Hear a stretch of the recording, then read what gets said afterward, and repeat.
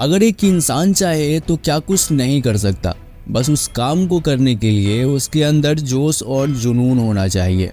Impossible word तो सुना होगा आपने। अगर कुछ कर जाने का जुनून हो ना आपके अंदर, तो वो वर्ड खुद आपसे कहेगा आई एम पॉसिबल। तो आज की वीडियो में मैं आपको एक ऐसे ही इंसान से रूबरू करवाऊंगा जिसने अपने जुनून और जोश के बदौलत असंभव को भी संभव बना दिया। असाधारण और अविश्वसनीय लगने वाली ये एक सच्ची कहानी है। चारों तरफ पहाड़ों से घिरे हुए बिहार के गहलोर गांव में दशरथ मांझी की ये दास्तान आज भी सुनाई जाती है। दशरथ मांझी का जन्म 1934 में हुआ था। जब दशरथ मांझी का जन्म हुआ तो देश अंग्रेजों का गुलाम था। 1947 में देश तो आज़ाद हो जाता है, लेकिन फिर धनी लोगों की गिरफ्त में चला जाता है। चारों तरफ अमीर जमींदार अपना हक जमाए बैठे थे और गरीबों को बेवजह परेशान किया करते थे। दशरथ मांझी का परिवार भी बहुत गरीब था। दशरथ के पिता अपने परिवार के 2 वक्त की रोटी के लिए बहुत मेहनत करते थे। उस गांव में ना बिजली थी, ना पानी और ना ही पक्की सड़क। उस गांव के लोगों को पानी लाने के लिए कोसों दूर जाना होता था। यहाँ तक कि उस गांव में अगर कोई बीमार पड़ जाता तो उसके लिए भी लोगों को पहाड़ चढ़कर शहर जाना पड़ता था। दशरथ का परिवार भी बहुत पिछड़ा था। उसके पिता घर चलाने के लिए जमींदार से कुछ पैसे उधार लिए थे, जिस कर्ज को वह चुका नहीं पा रहे थे। बदले में वह अपने बेटे दशरथ मांझी को जमींदार के यहाँ बंधुआ मजदूर बनने को बोल रहे थे, मगर दशरथ मांझी को किसी की गुलामी पसंद नहीं थी, जिसके कारण वह बंधुआ मजदूर बनने से इनकार कर देता है और गांव छोड़कर भाग जाता है। गांव से भागने के बाद दशरथ मांझी धनबाद पहुंचते हैं और वहां वो एक कोयले की खदान में काम करने लग जाते हैं। 1955 में जब दशरथ मांझी वापस गांव आते हैं तब भी वहां कुछ नहीं बदला होता है। अभी भी उस गांव में चारों तरफ गरीबी ही होती है। दशरथ मांझी अब अपने पिता के साथ गांव में ही रहने लग जाते हैं और गांव में दशरथ मांझी को एक लड़की भी पसंद आती है, जिसका नाम था फगुनिया। दरअसल दशरथ मांझी की शादी बचपन में ही हो गई रहती है और ये वही लड़की थी जिससे दशरथ मांझी की बचपन में शादी हुई रहती है। लेकिन अब लड़की का पिता बचपन के उस शादी से इनकार कर देता है, क्योंकि उनके अनुसार दशरथ मांझी कुछ कर नहीं रहा होता है। लेकिन दशरथ मांझी अपने प्यार और बचपन में हुई शादी के कारण उस लड़की को भगा लाता है और दोनों एक दूसरे के साथ शादी कर लेते हैं और एक अच्छे पति पत्नी की तरह जीवन बिताने लग जाते हैं। फिर दशरथ को एक बेटा होता है और 1960 में फगुनिया फिर से गर्भवती हो जाती है।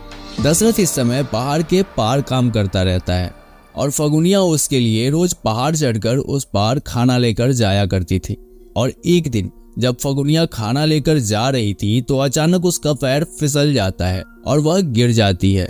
अब गांव में कोई हॉस्पिटल ना होने के कारण दशरथ मांझी अपनी वाइफ फगुनिया को पहाड़ चढ़कर शहर के हॉस्पिटल ले जाता है, जहां फगुनिया एक बेटी को जन्म देती है, लेकिन खुद मर जाती है।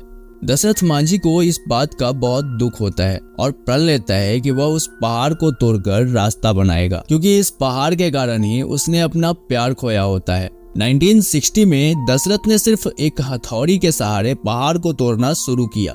रोज सुबह उठकर वह हथौड़ी लेकर पहाड़ तोड़ने निकल जाता था। ऐसा करते देख लोग उसे पागल कहने लगे और गांव वालों ने उसे एक नया नाम दे दिया, पहाड़ तोड़ू। पहाड़ तोड़ते दशरथ मांझी को कई साल बीत जाता है और गांव में सुखाड़ भी आ जाता है और सभी गांव छोड़कर जाने लग जाते हैं। दशरथ मांझी के पिता जब दशरथ को भी चलने को बोलता है तो वह नहीं जाता है और अपने बच्चों को अपने पिता के साथ भेज देता है। इस बीच सुखाड़ में दशरथ मांझी सूखी पत्तियां और गंदा पानी पीकर गुजारा करता है। धीरे धीरे समय बीतने के बाद सुखाड़ खत्म हो जाता है और गांव वाले वापस आने लगते हैं, लेकिन दशरथ अब तक पहाड़ ही तोड़ रहा होता है।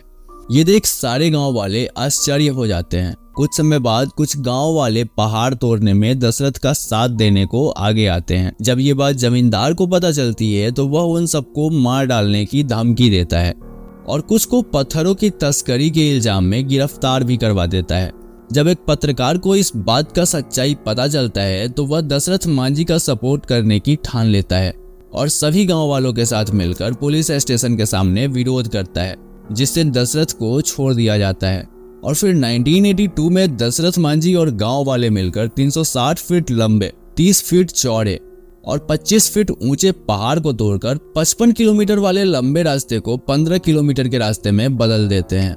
लेकिन दशरथ माझी के गाल ब्लैडर में कैंसर के कारण 17 अगस्त 2007 को दिल्ली में उसकी मृत्यु हो जाती है।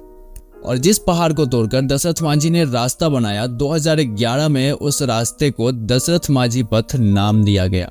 हालांकि पहाड़ को तोड़ने में रुकावटें तो बहुत आई, लेकिन ये दशरथ माझी का जुनून ही था जो कई मुश्किलों और रुकावटों को पीछे छोड़ दशरथ माझी आगे बढ़े और अपने वादे को पूरा किया।